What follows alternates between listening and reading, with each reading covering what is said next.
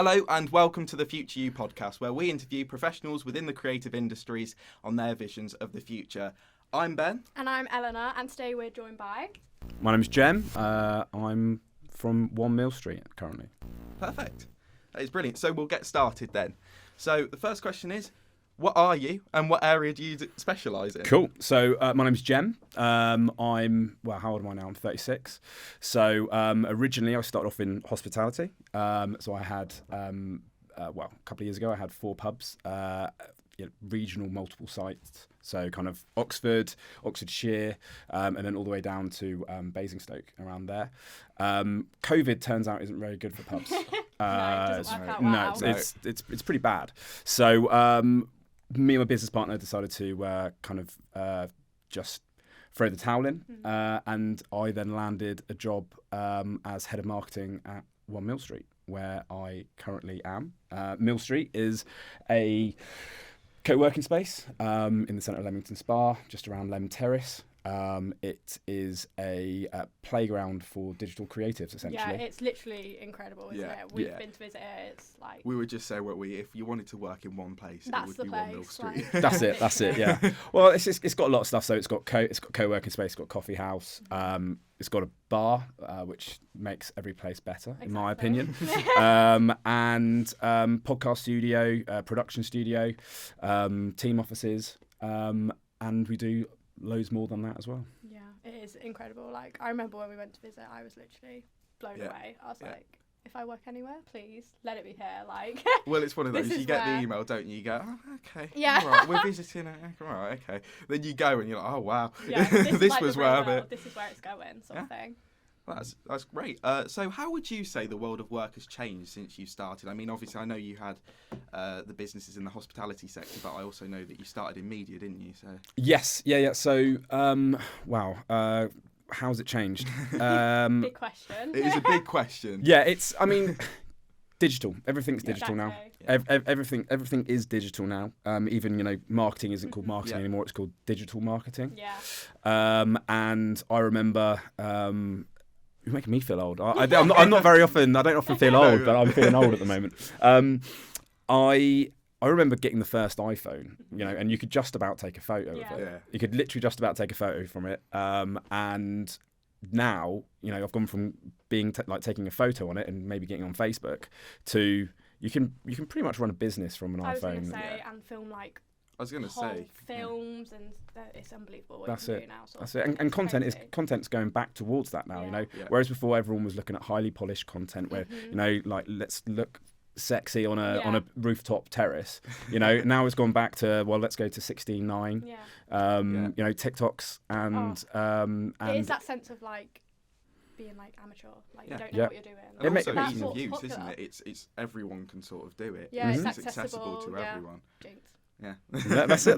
Yeah, 100%. And it makes it more real. And I think people are now they're bored of these highly polished, airbrushed photos, and they want to see what really happens. So, I would say everything is going digital, and now people want to see the real person behind the business or whatever they're doing. They want to see the real person rather than something because people are skeptical. And this highly polished, highly airbrushed world that we live in, or currently live in, there's kind of this counter movement against it, and people are now going, no, let's see the real you. So, a long answer to that was, everything's digital now. Yeah. I definitely agree though, especially with what you're in marketing. It's so important.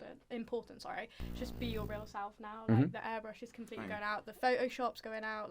People don't want to see it now. It's not what everyone wants to see. It's not who people want to be now as well. That's not their true selves. I think it makes people a lot more comfortable as well, just generally, because they can relate to it all.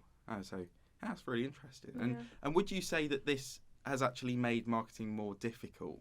Because it's so accessible to everyone. Because you sort of have to have the talent, don't you, to sort of... Yeah, I mean, the fundamentals of marketing in my opinion, will never change. Yeah. The fundamentals, which in my opinion is get your tribe's attention. Whoever they are, get your tribe's attention, get the people that your target market, your tribe, whatever you want to call it, get their attention, and then build a community around yourself. Yeah. Because people don't buy off of brands; they buy off of people. Yeah. And well, especially in the kind of like small to medium enterprise, they want to buy from someone's face rather than Coca-Cola. Yeah, of course, no one knows the face behind Coca-Cola, but when it comes to small medium enterprise, then definitely you need to just. Your face needs to be out there. I mean, it doesn't make it harder. The fundamentals are still there. The thing that makes it harder are the platforms that decide to change the algorithm every 3 months. And then that's down to them, and that's why it's really important to not rely on one platform heavily. Which to a certain extent, Mill Street does rely quite heavily on Instagram because it's an Instagrammable place. But since September last year. Since TikTok decided to come along and be like, we're gonna take you. So many companies are moving on. Yeah, I think it's brilliant as well, isn't it? Because of the organic growth. You don't have to click on it. You might just come across it.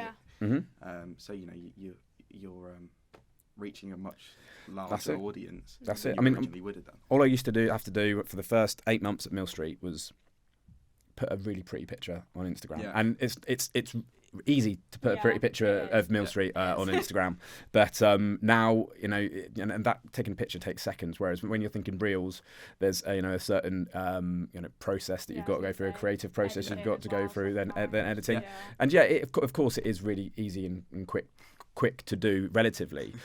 You've then got to get in that creative space to actually be like, what am I going to do? So the fundamentals haven't changed. Is it harder to market?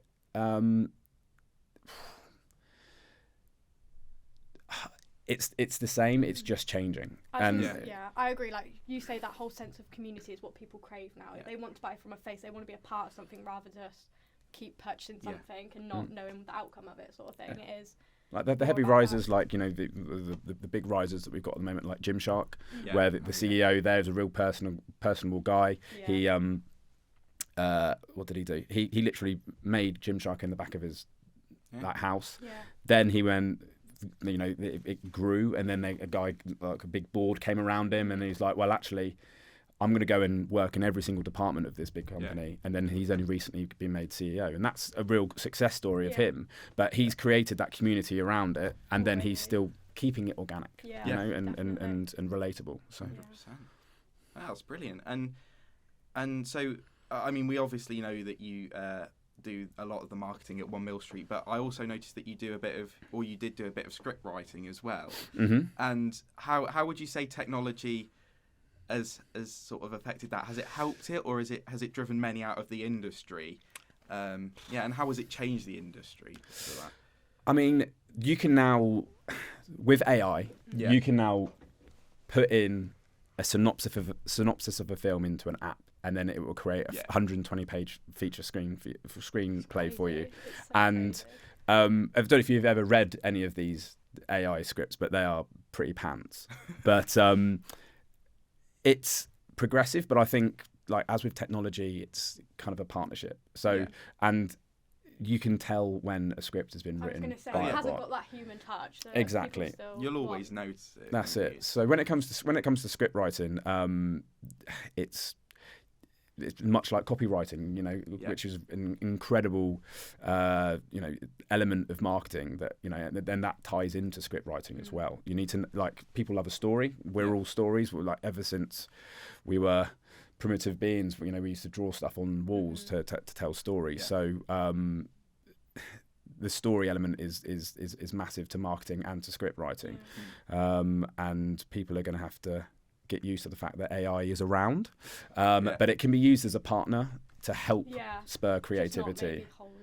Yeah, exactly that. I wouldn't want to go to a film that had been written by AI. Because I feel like it's not going to have any of your personal emotions, any of your opinions. It's just going to be very a robot. Literally, it's a robot. Isn't it? That's what it is. It's not going to have that personal touch that you're going to be able to relate to, or.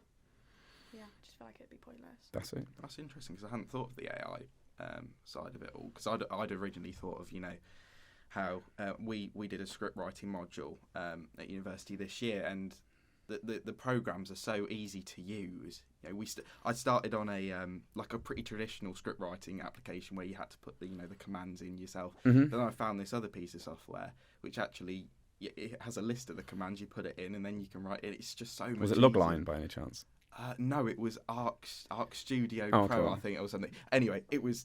I know there are a lot of modern softwares that do that. Yeah. It was really good. But yeah, that's interesting with the AR side of things. Would you like to ask a question now? Oh yeah, kind of. Sorry. What one shall I ask? Well, I've just done script writing, so. Let's see. What changes do you think Hang on a minute. What changes do you think we'll see in the future in your industry, and will these be positive? Do you think? I think. Like you say, sorry. No, carry on. Like the use of TikTok now for marketing is so important to every brand. Nearly every brand that I use or follow, or sort of modern thing, brands, have a TikTok page or create a TikTok challenge or sound, or and it represents their brand. Like, and I don't necessarily think it's a good thing. Like, I think it's an advert. Don't get me wrong, but I never think they're that great of an advert, or they're a bit pants. I think some are. I think I some just are. don't think there's a lot of thought sometimes going into them. It's like, let's make a TikTok. This is the new hype that everyone's on. And they go off a trend that's not related to their business. So it's just a bit. And I suppose that's when you've got like a big brand that like they've got that kind of the bureaucratic arrangement around it, where they'll put a piece of content out, and then that content has then got to go to their press team and make sure that it's appropriate for the press team, and that bureaucratic kind of what would I call it? Bureaucratic arrangement, I suppose. It does stunt creativity. And there's I can't remember. There's a very famous copywriter he invented the big idea in marketing. Wow. So, when you're going to create a strategy or whatever, well, what's the big idea? What is going to attract people into it? And he always said that, when he was talking to these big brands, there would obviously be a bureaucratic board sat around him, and he'd be like, I'm not coming and speaking to 20 people about my big idea. I want you to choose 2 decision makers. Those decision makers I'll deal directly. Because if I've got to come and speak to you, there's going to be 20 opinions about something. And 20 opinions is just going to be like, well, I don't like that. I don't like the way you use that word. I don't like that. So that's always going to stunt creativity. And it's called group grope, right? So and it's the kind of, what is it? Paralysis by analysis. So people got too many opinions. Yeah. So in this instance, just choose the 2 people that are going to be the decision makers, and then you still have that creativity, and you get to go away. So too many cooks spoil the broth. Exactly that. There we go. That's how it goes. Exactly that. So this is quite an interesting question. So would you say the rate of change when regarding technology and innovation has slowed down, or do you think it's still increasing? But at like an exponential rate almost.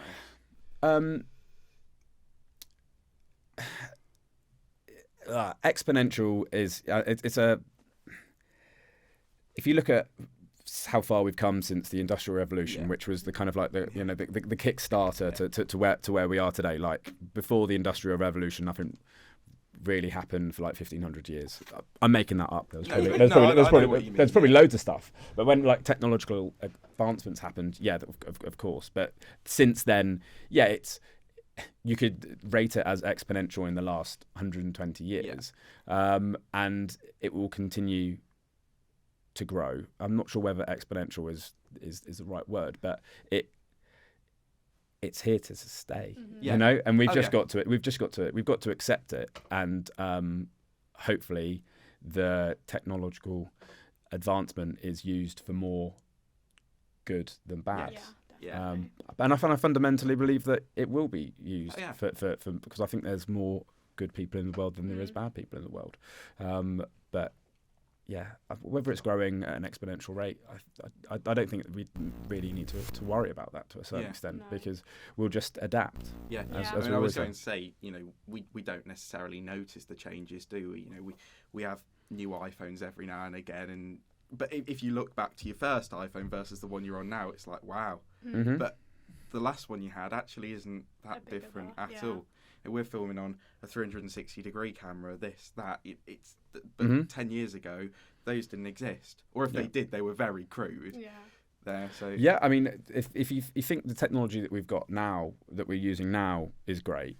I mean, the army and the military have been using this for maybe 20 years before it even gets down to us. So if we're, you know, I suppose there is that technophobia that does exist. Yeah. But I think I said earlier on, technology is kind of like a partner of ours rather than an opponent. That's my only thing. Like, I just hope it doesn't get out of control by any means. Like, I obviously use an iPhone daily. I have a MacBook. Like, I use technology. There's no denying that, and I couldn't live without it. I'm not denying that, but I just don't want it to take away like the good of humans, like our life in general, sort of thing. Like, I don't want it to get out of control. That's my only worry. But I think a lot of the time, if you embrace it, you know, it actually won't. In many ways, if you don't embrace it, everyone else sort of moves ahead, and you're left behind, and then you can't embrace life to its full, definitely, to its full of ability. And so, would you say sort of the changes that you've experienced in your life have had a positive impact? Because I'm getting from this that they definitely have.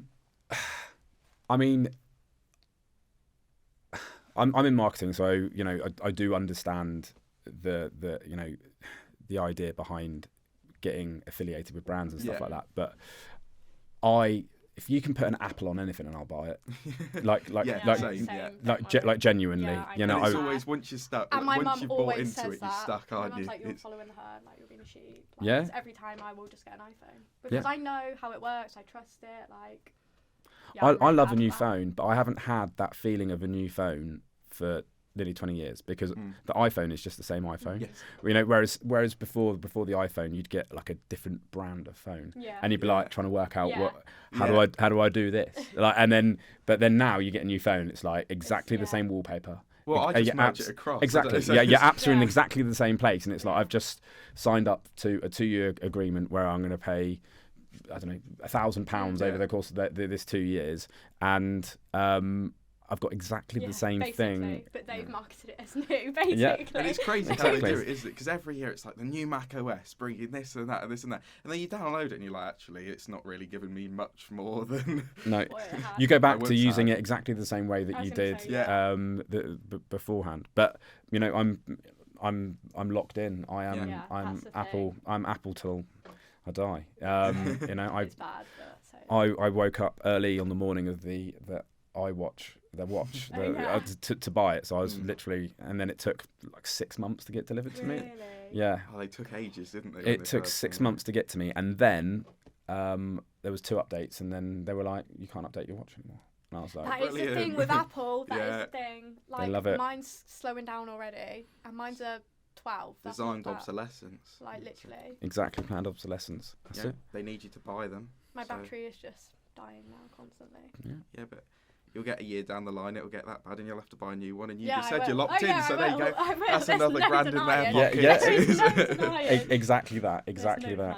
Yeah. That's brilliant. So, and would you say that sort of so as you said, it's sort of been quite positive for you. Would you say this is uniform throughout society? You know, for people in different sort of creative sectors. In creative sectors or just society in general? Well, we'll do society in general, and then we'll go. All right. Okay. Okay. So, I've already mentioned that you guys are making me feel quite old. But, sorry about that. No. Yeah. But I do actually. I have an 18-year-old daughter, and I'm lucky enough, that I actually remember a world without mobile phones. Yes. Where you could run outside. You know, you could go and, you know, you running outside and climbing trees, scraping your knees and having fun. Whereas I think a part of society that's gone to a certain extent. Like everyone's at home on their iPad. You know, kids are being given iPads at the age of 3. You know, chuck a DVD on. Yeah. And I was guilty of that. You know, 100% I was guilty of that. And yeah, there's definitely negatives that come from social media, and I think it definitely is, you know, to a certain extent, encouraging that kind of like anxiety fueled existence, and constantly comparing yourself to others. But because I've been able to see that change, and I'll be honest, I'm 36. My 30s are amazing. I've actually genuinely love my 30s. I actually love my 30s more than my 20s. So I'm really looking forward to my 40s. I'm not. But I think 40 now is a lot different to to when like our parents were 40. So I'm pretty comfortable in my own skin. So I can look at Instagram and be like, that's a real airbrush picture, or that person is a bit of a numpty. No offense.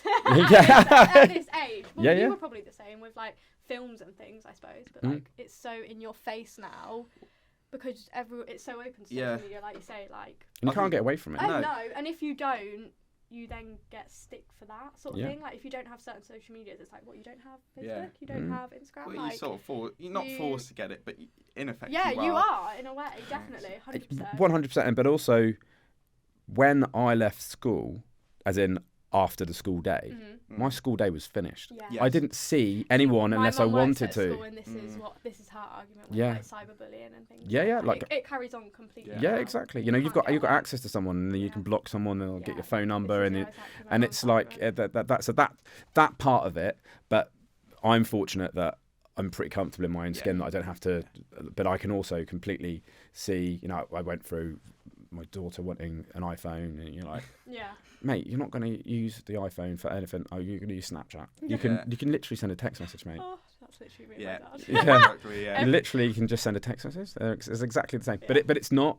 No, and to us it isn't. It's I'm not. 18, so I'm in the same, and it's not. It's not. To us, it's different. I'm quite a techie man, but in many ways I like to be old school. Like, I'd much prefer to just text everyone. Really? I just can't be bothered with it all. You don't want to see people popping up. Well, I've got 7 apps that are all. I've got 7 apps that are all sending me different notifications. People having conversations with me on multiple apps at the same time. It's just keep it in one place.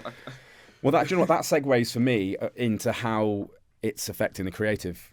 For me, because when I joined Mill Street in April last year, I joined, and I'm I like tech. Like I like new apps. I like getting involved in it, and like playing it, especially if it boosts productivity, and all of that. And I was like, cool. So I started Mill Street, and my first day, they're like, can you download like this, like huge amount of apps? And I was like, okay, cool. So I then had to make its own page essentially on my phone of all these apps. Essentially, all these apps are just extensions of, you've got Slack there for the internal messaging system. There, I had Gmail accounts, but I put it on my mail account. God, this literally reminds me of when we started uni. And it's just very much the same. You need Tableau, you need Moodle. This is on this. I was like, oh my god, where is everything? I can't. And I remember I said to Katie, I was like, Kate's in the background. Sorry guys, I'm just pointing out a random person. I was literally texting her like, I don't know where anything is. I was like, I've never had to use this many different programs, different like softwares. I was like, I can't. But for me, when now I look at my phone, popular guy, and the notifications is just insane, because I could have, we've essentially got, say, 200 members at Mill Street which have got access to this instant to Slack, that could send a message or send a message to a channel. So I'll get notified for that. I've got my emails. I've got my personal emails. I've got Instagram, which I've then got 2 different accounts, because I've got the business. I've got my personal and the business on there. Facebook is exactly the same. I've got that. Twitter, the same, because we use Twitter. And then you've also got all the other apps as well on that. So your project management apps that are sending you notifications, as well as your news apps. And it's for me, I used to be obsessed with not having red numbers. Oh my god, same. I love to clear. I used to love to clear it. It's too much now. I like genuinely, it is too much. I've turned off the notifications. And I look at my text message. I never once had like unopened text messages. Whereas now I look at it and I'm like gets to the end of the day, I'm like, it's just got to text those. And I haven't even included WhatsApp yet. WhatsApp, and then how many group chats? How many group chats have you got going? Like and then like it's for me, I've now kind of, and it does make me sound old, but I kind of get this almost like brain fog, where it's like, I just can't even be bothered to. Just staring at it. Yeah, I can't even be bothered. So I mean, I wouldn't say it's increasing productivity, but I suppose that's when things start changing, and then you'll move certain apps over to your laptop, so your laptop rather than or on your iPad or whatever it is. It can. Technology is probably increasing productivity and can enable creativity, but in some respects, I'll go on Instagram to put a post up for Mill Street, and then I'll get sucked into the vortex. I'll get sucked into this vortex of like, I wonder what that person's doing. I wonder what that business is doing. Oh, she follows them. Oh yeah, exactly. I'm like, and then you start getting sucked into it, and it's like, well, I've actually got quite a bit of work to do here, and then you get sucked into the vortex. Don't get me started on TikTok. No, exactly.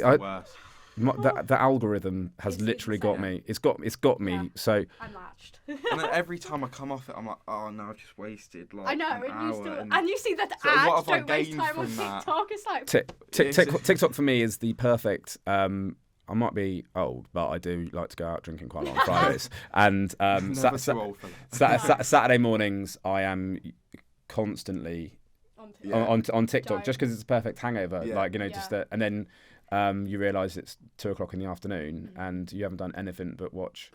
Even like gone to the toilet and things like that, though. You get sucked in so badly. Exactly that.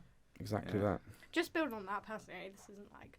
But what do you think about how technologies influence communication? Because like my mum, for example, she growing up, like obviously phones came out when she was growing up, all of this, like you wouldn't really like text home, you'd go out and like go, my mum's turning 40 this year, so she's not like old. But you just go out and that was it. But like my mum now heavily relies on me texting her where I am. But actually with social media, I don't know if it's being a teacher, but with social media and things like that, she's not too keen on things like that. Like she doesn't have any social media herself. But communication, she's like, why didn't you text me? Like, where are you? Like, I'm worried. Like, and she heavily relies on technology for that. Like, I don't know if anyone else's families. Not so much. When I was obviously, I think being a boy, as much as I don't want to say it is a bit different. Yeah, I guess. But I think when I was younger, I was given a smartphone. I didn't ever ask for one. I was never a kid that asked for one. I wasn't big on the whole social media thing. I never really got it until I was a bit older. I love it now, but they gave it me purely because for the communicate. And as a father, you said, how do you find that? So so ready? Happy, We're back. So we're back. So where was I? One sec. So my daughter was definitely a bit of a tearaway, and at one point she was like, I don't want to find my iPhone on. And I was like, well, find my iPhone I'm only going to use it if I need to. Yeah. Like if I need to. I'm not going to. It gets lost too. Like that's the thing. Like, that's it. Not her. Like. That's it. And I was like, well, have Find My iPhone on, and then it's only a bad thing if you're in a place where you shouldn't be. Yeah. Isn't it? Like if you didn't care, and I was like, I'm quite a busy guy. Like I don't. I'm gonna be sat there. I'm not gonna be like, where is she? And then obviously one day we lived in Banbury at the time, and. Oh my God, I live in Banbury. Do you? Yeah. Oh my God. Banbury. There we go. There we go. So yes, one time when we lived in Banbury, I then realised that my daughter was out in Leamington and she hadn't told me. So there's. From a teenage point of view, it's funny, but I know. Exactly. I honestly, I found it. Underneath, I found it hilarious. Yeah. But So we've all done it. Yeah. Exactly that. So I mean, it's good. It's good and bad.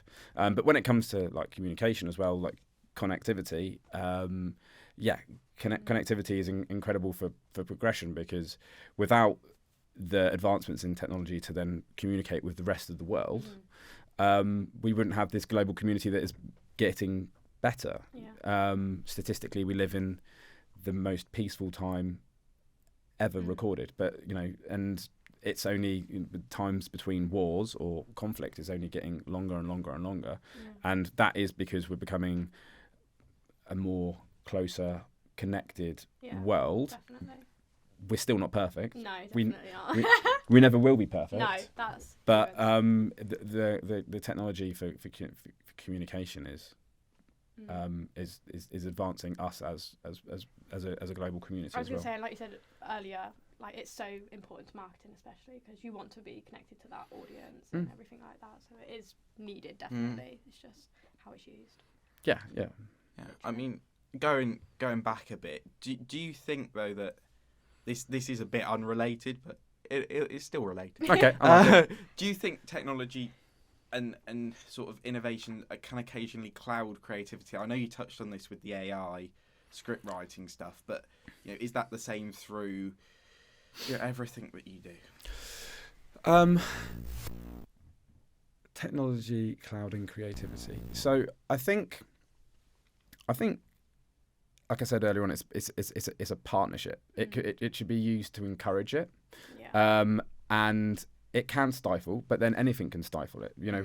Our own brains can stifle creativity, and so obviously being in the pub scene, you still had the ability to be creative about the stuff that you did, but it never was a fully creative thing, and there's a really good book about, like, in business, about creating a business that goes from 0 to 1. So like Amazon as a business went from 0 to 1. Airbnb as a business that went from 0 to 1. It created something new to the marketplace. And I was reading that as I was just bought my third pub, and I was like, I haven't got a business at 0 to 1.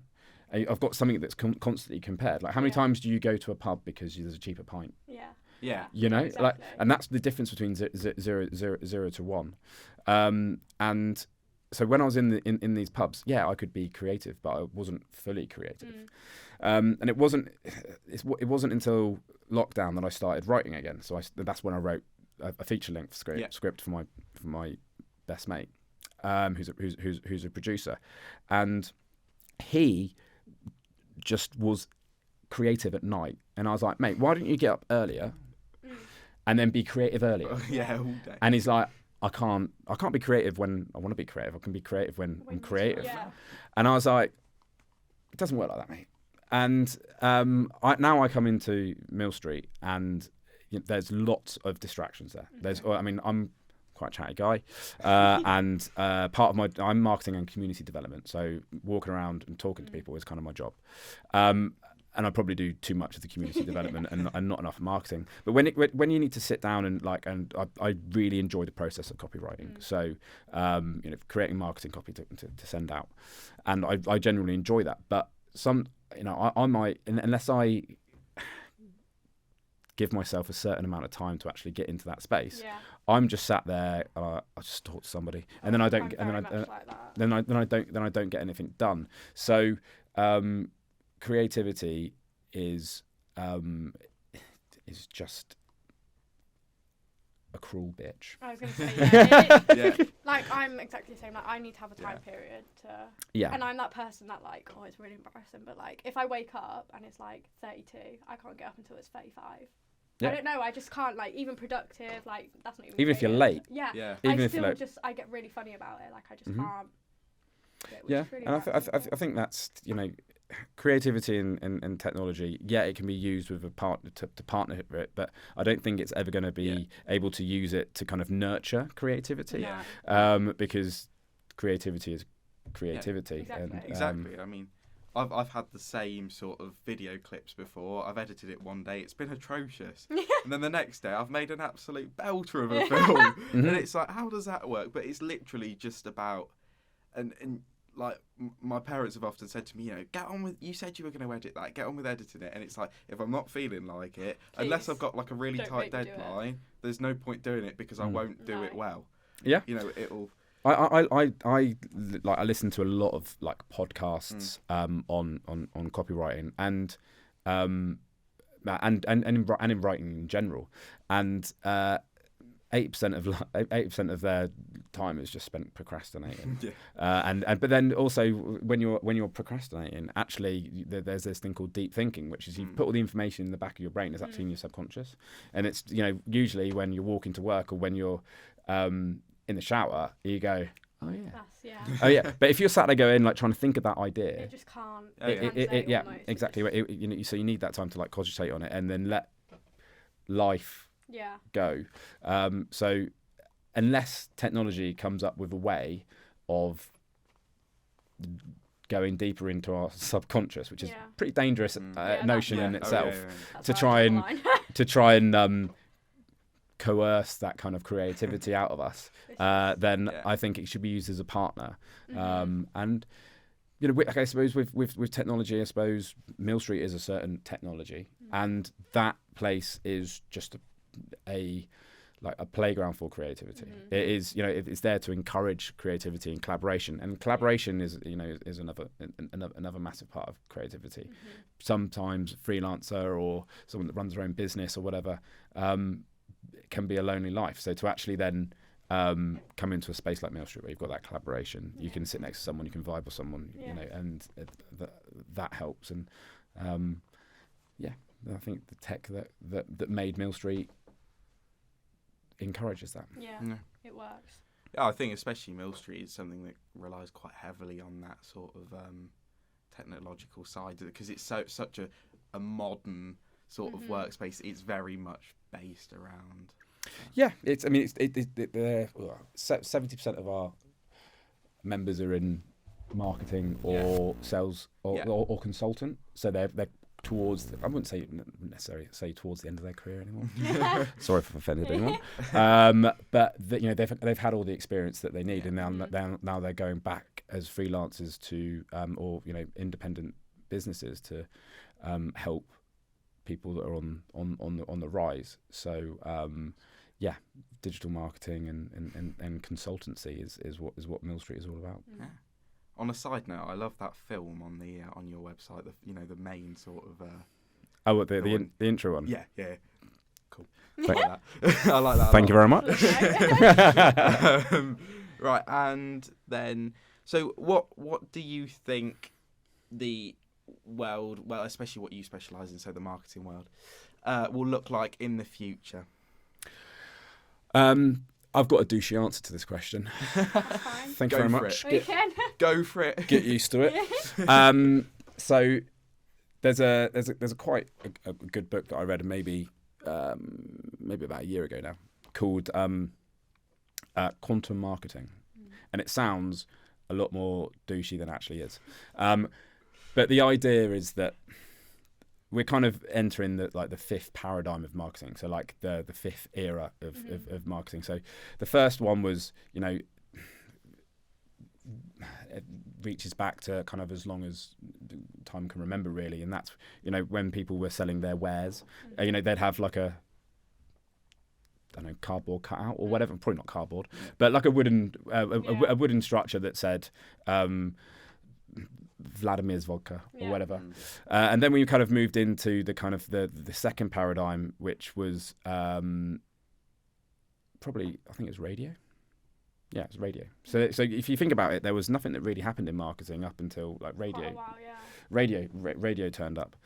Then obviously TV. So if you're talking about technological advancement, again, it comes back to the Industrial Revolution that we were talking about. And then over in the last year, in the last 100 years, we've had these massive paradigm shifts in the way that people can market. So you've got, you know, let's say pictorial, then you've got radio, then obviously TV.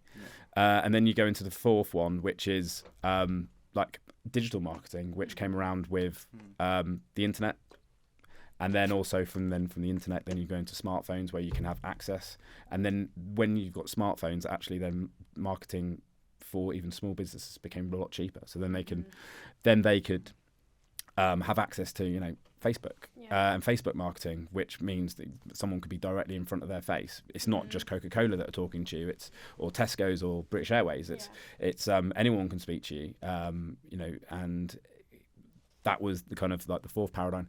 And the fifth paradigm, he calls it quantum marketing, which is completely douchey, which is all about AI. You know, have you guys seen Minority Report? Oh, okay, it's a really good film.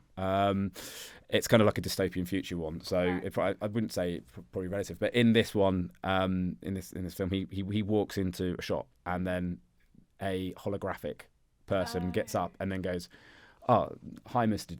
Jones. Last time you were in here, you bought a lovely pair of chinos in a size 32. And we might be moving towards that age where when you're walking into something, they're going to have with the big data, they'll have biometrics, they'll have all of that information on you, and they can market directly to you in the most persuasive ways. So you've got AI, and then another kind of section of this is experiential marketing. So who's been to a gig here recently? No, I don't go. Not recently. Katie does. No. Yeah, When was the last? Where was the last gig you went to? Birmingham O2. Cool. To see what the connection is there. What? Birmingham O2. O2. O2. Yeah, O2. No, I'm like. They're a telephone company. Yeah. Oh yeah. So. They're a telephone company. But the last time you went to a gig, you probably went to the O2. And you say, I'm going to the O2 in Birmingham. And it's kind of that experiential marketing. I went to Isle of Wight Festival 2 or 3 years ago now. And because I was a Sky member, I got to go to the Sky Lounge, And, I went in there and I could literally, I could sit on a comfy sofa with some nice laid-back music, and I could charge my phone, and, I had waitress service and stuff. But at a festival, where I hadn't washed for 3 days, and I'm sat there like larging it up. And so this book was actually written by the CMO of MasterCard, and then he went on to talk about kind of experiential marketing and how MasterCard used it. So they obviously, a lot of people, when they use their MasterCard, they're at restaurants. So for some exclusive promotion for MasterCard, there was a competition, and they invited the people that won out to this restaurant with beautiful scenic views and like incredible service, and it was amazing. And do you know the MasterCard logo, which is a yellow and a red, 2 dots next to each other? For the kind of like afters of this, after dinner, they had 2 macaroons, red and yellow, but the chef had made them taste like success. So success, and I can't remember what the other one was, but so they created 2 macaroons, 2 different flavors, but the flavors were excellence and success or something like that, which are the 2 buzzwords that so when they ate them, they go, oh, that tastes like success. And it's so with the future, what's going to happen is there's going to be a lot of like the new Coke they've brought out. Have you seen that? No. It's like intergalactic and it's meant to be a taste of like intergalactic. See? I work at Boots and we stocked it, and I was like, hang on a minute, this is not gonna be like. And someone had it and they were like, yeah, it tastes like raspberry. I was like, exactly, it's not like. Oh, okay, so they've just rebranded Coke. Exactly. But then that's also the thing, isn't it? Like someone could be like, this is intergalactic, try it, and you're like, that does not taste like intergalactic to me, and then that's kind of ruined the brand experience. Whereas I wouldn't mind. I wouldn't mind going to a restaurant done by MasterCard and had 2. That's a bit more interesting. The macaroon that tastes like success macaroon. Yeah, exactly. Yeah, and so we've talked about the future, but how do you think sort of people 30, yes, we'll say 30 years ago, how do you think people viewed how today would look versus how it actually is? I mean, it's 1984 was written in 1948, wasn't it? I think so, yeah. Yeah, that's so Orson Welles wrote that, I think, and he predicted the whole Big Brother movement, and that was quite a good thing. And then who else? So is it 2001: A Space Odyssey? It was directed by, I can't remember by who, but that was like quite predictive of landing on the moon and all of that stuff. And I think we're quite well, even Minority Report, which was made probably 20 years ago. I studied it at media at college, so that's, let's say it was 20 years ago. A lot of that stuff that was written in that film was done by a guy, originally by a guy called Philip K. Dick, who's actually quite dystopian in his in his films, and Steven Spielberg then made Minority Report. And if you think about it, that's set a lot more further in the future, but we're already approaching. It's kind of got all the he's got the screens in front of him, and he's going like that, like fast forwarding through stuff. And now then the Nintendo Wii came out, and we're playing tennis in our front room, and you don't necessarily see those parallels. And I think we're probably where we thought we would be. Yeah. And I don't think we're any further in front. I think, like I said earlier on, the military have probably got technology that would actually like blow our minds, but we're not probably ready for it. I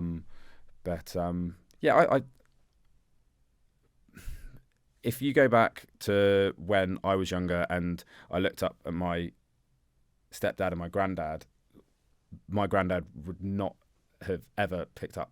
Like he might have had a mobile phone. Yeah. He might have had a mobile phone. Whereas now my dad is on Twitter. Yeah. He's on Instagram. Yeah. You know, he's on Facebook. He's literally my biggest fan. Yeah. And if you put something on Instagram and straight away to KG Morey likes. And it's like that's cool. So when I get to his age, then I will just become an algorithm and live forever. Because that could happen. Yeah. That's very interesting. And then that leads us on to our last question, which is, does the future excite you or scare you? I'm quite an optimistic guy, so I'm always. If it scared me, I would do something about it. Yeah. That's fair. I mean, with anything, it's kind of if you have that anxious feeling. If you feel anxiety, it just means that something's not right, and then try and find out what that thing isn't right. So if I was scared or anxious about the future, then I would do everything in my power to make sure that we weren't heading towards that thing that was obviously making me feel scared or anxious. Yeah, exactly. Brilliant. Yeah. So shall we wrap up then? I think we should. Okay. We've kept you for long enough. So thank you for that. Yeah, so this has been brilliant. Thank you, Jem, for joining us for our first episode of the Future You podcast. And you can join us back for more episodes soon. So thank you very much, and we'll sign off now. Thank you. Cheers. Thank you. Like you, I always want stress. Like you.